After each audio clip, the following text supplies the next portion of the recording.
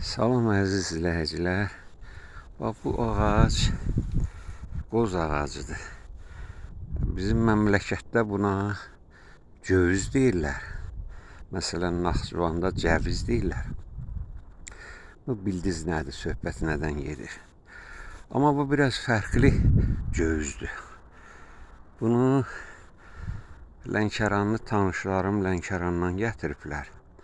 Heç vaxt bizim bağımızda olmayıb. Bilmirəm bu nə ağacdır, necə, amma meyvəsi qəşəngdir.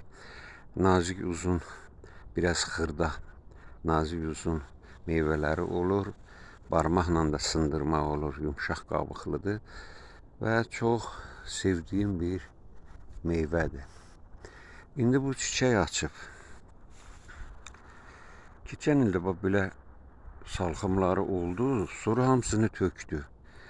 İndi bilmirəm, bu nədir, necədir? Ola bilsin bunun erkək dişi söhbəti var. Mayalanmadı, ona görə tökdü, bar vermədi. Onu bilən varsa, xahiş edirəm mənə desinlər, başa salsınlar. Bəlkə bu ağaçdan ikisini əkmək lazımdır yan-yana.